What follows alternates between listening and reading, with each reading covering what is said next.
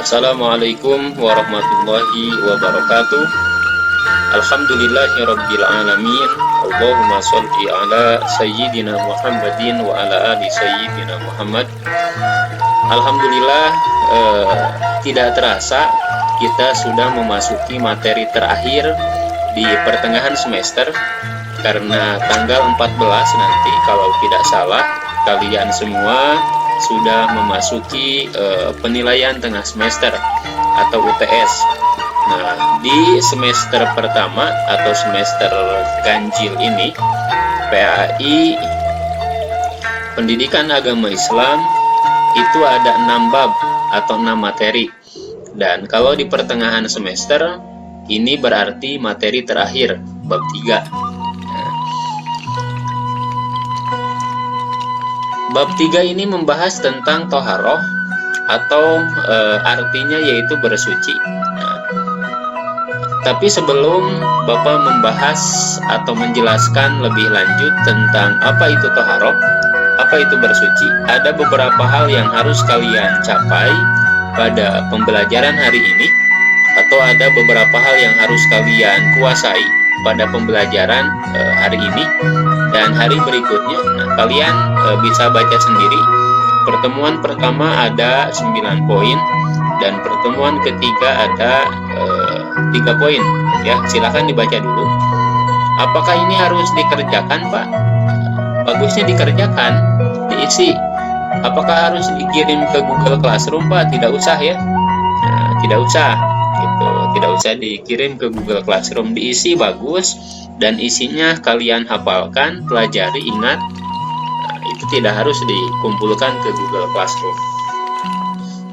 Bukan tugas ini ya, bukan. Tapi poin-poin yang harus kalian capai atau kuasai pada materi bab 3 ini.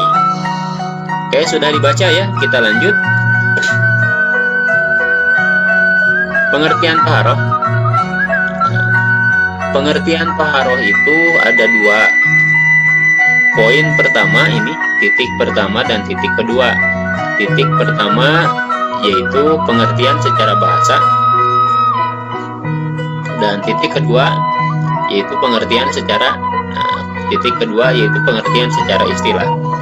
Taharoh, taharotun berasal dari bahasa Arab yang artinya bersih atau kebersihan atau juga bersuci.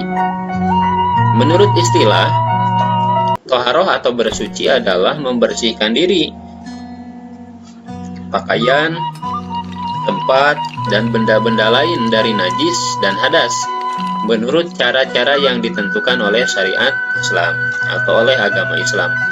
Nah, itu pengertian taharoh ya. Nah, pertanyaan atau poin tadi yang harus dikuasai ini ada tuh pengertiannya. Nanti Bapak tanya ya, kenapa ada tujuan pembelajaran, ya nanti Bapak akan tanya, baik di ulangan atau nanti ketika kita bertemu di Google Meet, akan Bapak tanya. Kalau kalian punya catatan kan enak tinggal buka kalau tidak hafal. Bentuk dari bersuci itu yaitu dengan cara berwudu, tayamum kalau tidak ada air, istinja atau cebok, mandi, ada mandi kecil, ada mandi besar, dan bersuci membersihkan badan, pakaian, dan tempat. Nah, ini adalah bentuk bersuci atau kegiatan bersuci. Kalau poin pertama dan poin kedua itu adalah pengertian, poin ketiga adalah bentuk bersucinya, gitu ya. Kenapa kita harus bersuci? Karena syarat sah ritual ibadah. Sholat tidak akan sah kalau kita tidak wudhu. Kenapa kita harus wudhu? Supaya sholatnya sah. Apakah wudhu itu termasuk toharoh? Betul, toharoh bersuci, gitu ya. Nah, yang kedua, kenapa kita harus bersuci? Orang yang suci disukai Allah. Nah, ini ayat Al-Qur'annya, Al-Baqarah ayat 222. Innallaha yuhibbut tawwabina wa yuhibbul mutatahhirin. Itu ya, artinya baca sama kalian. Yang ketiga, karena bersuci itu adalah bagian dari keimanan. Kalau orang yang tidak suka bersuci, berarti keimanannya diragukan. Oh, saya beriman kepada Allah, tapi bajunya suka kotor, tapi tempat tinggalnya kumuh, tapi dia suka buang sampah sembarangan, mandinya 3 kali sehari, ya 3 kali sehari, bagus 3 kali sehari, mandinya 3 hari sekali, maksudnya gitu. Yang parah itu seminggu sekali, itu parah. Katanya beriman, tapi kesuciannya atau kebersihannya tidak bisa dijaga. Diagram taharoh. Apa itu diagram? Sebenarnya lebih ke gambar ya. Contoh diagram itu seperti ini. Nah, Bapak ingin menjelaskan dari diagram ini. Akar katanya adalah toharoh. Toharoh itu ada 2 jenis, bersuci itu ada 2 jenis. Satu bersuci yang hakiki atau toharoh yang hakiki. Yang kedua bersuci yang hukmi. Kita bahas bersuci yang hakiki dulu ya. Nah, kita bahas bersuci yang hakiki dulu. Bersuci yang hakiki itu ada bersuci dari najis. Najis terbagi menjadi 3 bagian. Yang pertama ada najis ringan, ada najis sedang, ada najis berat. Najis ringan ini istilah lainnya adalah najis mukhaffafah. Najis sedang istilah lainnya adalah najis mutawassithah. Najis berat istilah lainnya adalah najis mughalladhah. Contoh najis ringan adalah najis najis air kencingnya bayi laki-laki yang baru minum ASI. ASI adalah singkatan dari air susu ibu, bukan ASA, awas ya. ASI air susu ibu, kalau ASA air susu ayah. Bahaya dong. ASI. Bayi laki-laki itu hanya minum ASI saja, belum makan pisang, belum makan promina, belum makan roma, belum makan kue, hanya atau baru minum ASI saja. Kemudian bayi laki-laki itu pipis ke lantai. Nah, kalau pipis ke lantai berarti cara menyucikannya adalah dengan cara memercikan air atau menyebloknya dengan air sehingga warna, kemudian rasa, kalau mau dirasain boleh, aroma itu sampai hilang. Kalau sudah dipercikan atau diseblok dengan air 1 gayung misalkan, atau kalau sedikit air kencingnya yaitu dengan 1 gelas saja, dengan 1 gelas pun atau dengan 1 gayung pun warna, rasa, aromanya hilang, maka itu sudah suci. Itu cara menyucikannya kayak gitu. Yang kedua, bersuci dari najis mutawassithah. Menyucikan najis mutawassithah atau najis sedang, caranya dengan dicuci. Najis mutawassithah atau najis sedang itu contohnya kayak gimana sih? Darah, nanah, kotoran, kemudian bangkai binatang selain bangkai anjing dan bangkai babi. Nah, itu termasuk najis mutawassithah. Caranya dicuci. Kalau misalkan di lantai ada kotoran ayam, maka caranya dicuci sampai bersih. Kalau misalkan di baju itu ada darah, caranya dicuci sampai bersih, sampai warnanya hilang, rasanya hilang, aromanya hilang, terkecuali kotoran anjing dan babi nanti. Oke, itu beda lagi. Masuknya yaitu ke najis berat atau najis mughalladhah. Contoh najis mughalladhah adalah air liurnya babi, air liurnya dogi, kemudian bulunya babi, bulunya dogi, kotorannya babi, kotorannya dogi.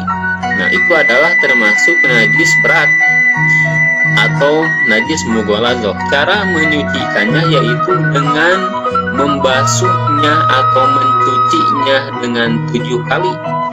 Salah satu cucian atau yang pertama, air itu dicampur dengan tanah atau air dicampur dengan sabun, lalu yang keenam kalinya dibasuh dengan air yang bersih. Baik, kita lanjutkan anak-anak semua. Pembahasan berikutnya adalah, nah ini contoh dari najis. Ini bukan hadas ya, bukan contoh dari hadas. Ini adalah bentuk atau contoh dari najis. Ini kotoran atau pembuangan. Ini sampah, otomatis di tengah-tengahnya banyak najis. Ini adalah babi. Ini najis mughaladzah. Ini di WC ini. Kalau kita tidak benar-benar membersihkan sehingga air tergenang seperti ini nih, nah ini akan menimbulkan atau banyaknya najis di sini. Ini masuknya bisa ke najis mutawasitoh, najis pertengahan. Ini najis pertengahan, ini najis pertengahan, ini najis mughaladzah. Oke. Alhamdulillah, materi bab 3 sudah Bapak sampaikan, terkhusus mengenai materi tentang toharoh bersuci. Tentunya dengan waktu yang sangat terbatas, membuat penjelasan materi pun menjadi terbatas.